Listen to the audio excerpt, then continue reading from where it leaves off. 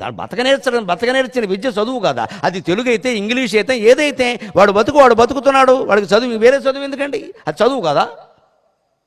ఇది మనం చెప్పాలి. వాడు ఆత్మవిశ్వాసం కలిగించాలి. నీ తండ్రి కులవృత్తి నువ్వు చేసుకున్నా సరే హాయిగా చదువుకో. చదువుకి దానికి సంబంధం. ఇవాళ చదువు అంటే ఉద్యోగం అంటే ప్యాకేజీ అంటే కింద లీకేజీ.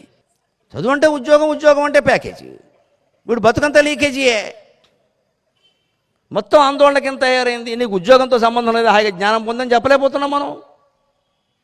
ఎందుకంత పరిస్థితి? పాఠ్య బోధనలో తేడా. అందుకే పిల్లలకి చెప్పాలి. అలాగే ఇంగ్లీషు ఉపాధ్యాయులు ఏ భాష చెప్పినా సరే కొత్తదనం ఉండాలి. దయచేసి గమనించండి. యాక్టివ్ వాయిస్, ప్యాసివ్ వాయిస్ చెప్పాలంటే మా ఇంగ్లీషు మాస్టర్ నుంచి ఎప్పటి ఇంగ్లీషు మాస్టర్ వరకు ఒక్కటే మాట, Rama killed Ravana, Ravana was killed by Rama. నాకు అర్థం కాదు, రామాయణం తర్వాత మర్డర్లు జరగలేదా? అంత ప్రశాంతంగా ఉందా దేశం? రోజు 10 జరుగుతున్నాయి, పేపర్లో వస్తున్నాయి, అవి చెప్పరామండి. ఎందుకంటే ఈయనకి అనుమానం, వేరే ఏదైనా చెబితే అనవసరంగా తప్పులు వస్తాయి, ఎందుకు వచ్చింది మళ్ళీ హెడ్ మాస్టర్ చూస్తే ఇబ్బంది. అది పూర్వం మాట, రామాకిల్డ్ రావణ తిరగేసేయి. ఇదో భయం అండి మనస్సులో. అలాంటి భయాలు ఉపాధ్యాయులకు అక్కల. ఎందుకంటే హెడ్ మాస్టర్లకు కూడా చాలా విషయాలు తెలియవనే విషయం బయటపడిపోయింది. ఏం కంగారు పడక్కల. కొత్తదనం కోసం ఇంకేం ఉదాహరణ లేవా అండి? ఓ క్రికెట్లోకో, సినిమాలోకో, సామాజిక విషయాల్లోకో, అంతేకాదు రామాయణంలోకో, భారతంలోకో, ఆధునిక సమాజంలోకి వెళ్ళి ఒక్క వాక్యం ఇంగ్లీషులో చెప్పలేరా? ఆ కొత్త వాక్యం అసలు ఉపాధ్యాయుడికి ఉండాల్సిన నియమం ఏమిటి అంటే, కింద సంవత్సరం చెప్పిన పాఠంలో ఉదాహరణలు నేను ఇప్పుడు వాడను, కొత్తవి వాడతా అని ఉండాలి ఖచ్చితంగా. అప్పుడు ఖచ్చితంగా పాఠం బాగుంటుంది. పాఠం ముందు చెప్పేవాడికి బాగుండాలి, ప్రసంగం ముందు చేసేవాడికి బాగుండాలి. మీకు బాగుండం కాదమ్మా, నా ప్రసంగం నాకు బాగుండాలి, ముందు నాకు బాగుండాలి. నేను నిన్న చెప్పిన మాటలే మళ్ళీ ఈవేళ చెబితే నాకే విసుగొస్తుంది. ఇక్కడ నాకేనా పాత విషయాలు ఏవో 2-3 జోడించవచ్చు, కానీ కొత్తవి చెప్పాలా వద్దా? లేకపోతే నాకే ఫ్రెష్నెస్ అంటారు, అది ఉండదు, తాజాదనం ఉండదు. ఇక్కడ విసుగొస్తుంది. మీకెలా ఉంటుంది? ఇంకా నాకే విసుగ్గా ఉంటే, నాకే కొత్తగా ఉండాలి చెబుతుంటే. అంటే నేను కొత్త ఉదాహరణ చేర్చాలా వద్దా? ఆ ప్రయత్నం చేయాలి కనీసం. అలాగే రసాయన శాస్త్రం చెబుతున్నాం, H2O అంటారు. నీరు ప్రసక్తి రాగానే H2O అంటే ఏంటండి?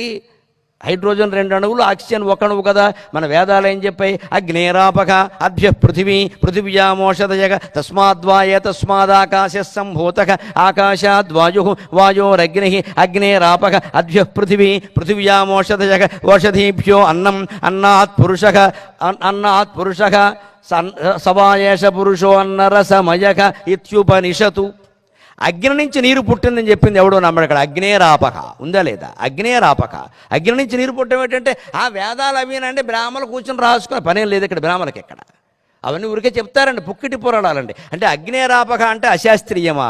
H2O అంటే శాస్త్రీయమా? H2O అంటే ఏమిటి? హైడ్రోజన్ 2 అణువులు, ఆక్సిజన్ 1 అణువు, అంతే కదా. 2 కలిపితే నీరైంది కదా. హైడ్రోజన్ ఏమిటి? వాయువు. తనంత మంటడానికి తనంత తాను మండిపోయే వాయువు. హైడ్రోజన్ మండిపోయే వాయువు 2 అణువులు.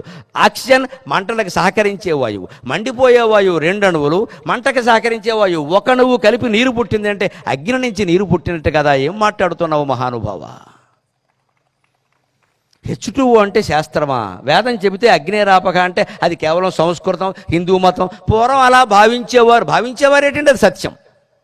అది సత్యం అని చెప్పరు, భావించేవారు. వీడు వ్యాఖ్యానం ఒకటి ఇక్కడ. భావించడం ఏంటి? వాడు ఏమైనా అజ్ఞాన? ఇది నిరూపణ చేయగలగాలంటే కెమిస్ట్రీ చెప్పే మాస్టారు వేదశాస్త్రాలకు సంబంధించిన పుస్తకాలు ఈవేళ తెలుగులో వ్యావహారిక వచనంలో వస్తున్నాయండి. వ్యావహారిక వచనం ఏం కష్టపడక్కల. మా చిన్నతనాల్లో మాకు అవన్నీ దొరకల, సంగ్రహంగా కూడా వస్తున్నాయి. అవేనా చూడాలి కదా. వృక్షశాస్త్రం చెబుతున్నా, బాటనీ జువాలజీ. వృక్షం చెప్పగానే ఆ చెట్టు దీన్ని మందార పువ్వు, దీన్ని హైబిస్కస్ రోజా ఫైనెన్సిస్ అందురు. మందార శాస్త్రీయ నామం కాదా? శాస్త్రీయ నామం హైబిస్కస్ రోజా ఫైనెన్సిస్.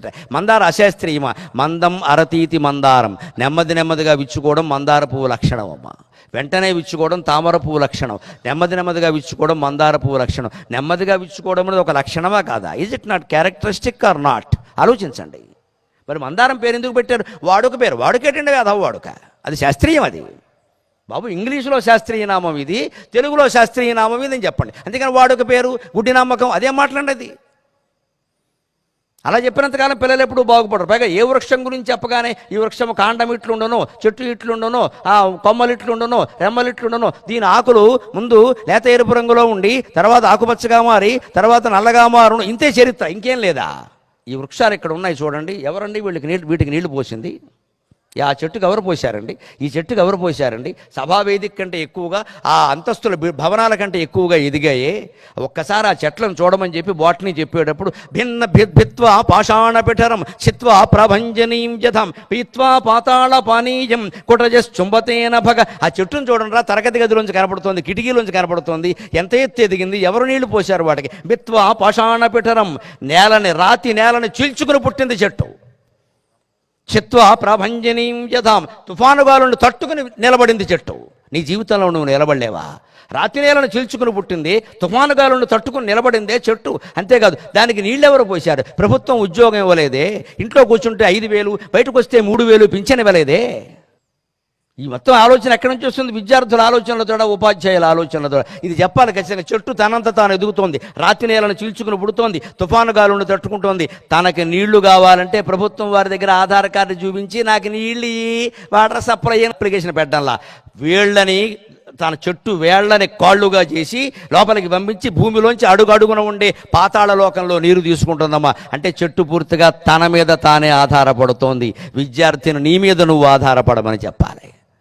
నీ ఉద్యోగం నువ్వు సంపాదించుకోవాలి, నీ బతుకు నువ్వు బతకాలి, నీ సంసారం నువ్వు చేసుకోవాలి. ఎవరి మీద, ప్రభుత్వం మీద, పక్కింటి వాడి మీద కాదు నువ్వు ఆధారపడవలసింది. నీ మీద నువ్వు ఆధారపడాలి, ఆత్మవిశ్వాసంతో బతకాలని చెప్పాలి ఖచ్చితంగా. అలాగే జంతువుల పాఠాలు జువాలజీ చెబుతున్నావు. ఆ జంతువు కప్ప అడ్డుకోత, నిలువు కోత, కప్పకు 4 కాళ్ళుండను, బెకబెక అనును. ఎన్నేళ్ళైనా ఇదే మాట. ఇక్కడ బెకబెక అనకపోతే పక్కపక్క అంటుందా? అది పెద్ద విషయమా? 4 కాళ్ళు ఉండకపోతే 1 కాలు తగ్గిపోతుందా, పెరుగుతుందా? దానికి మళ్ళీ అడ్డుకోత, నిలువు కోత, అది ఇంక వేరే మాట ఏముండదండి అక్కడ. కానీ కప్ప ఉభయచర జీవి, నీటిలోనూ భూమి మీద కూడా ఉంటుంది. ముందు నీటిలోనే ఉంటుంది. ఒక వయస్సు వచ్చాక దానికి విచిత్రంగా నేల మీద నీటి మీద ఉండగలిగే స్థితి వస్తుంది. ఒక వయస్సు వచ్చాక అప్పటికప్పుడు ఆ లక్షణం దానిలో మారిపోతుందంటే ఆ లక్షణం ఎలా వచ్చిందండి? ఐన్స్టీన్ మహానుభావుడు 3000 ఆవిష్కరణలు చేశాడు సైన్స్లో. ఆయన్ని ఇన్ని ఆవిష్కరణలు మీరు చెప్పారు కదా, ఇన్ని కనిపెట్టారు కదా, దేవుడు మీరు నమ్ముతారా? దేవుడు నమ్ముతారా అంటే ఆయన ఏమన్నాడో తెలుసా? ఇవన్నీ నేను అక్కడ ఉన్నట్టు కనిపెట్టాను, కానీ అక్కడ పెట్టినవాడు వాడే కదా, వాడికి నమస్కారం అన్నాడు.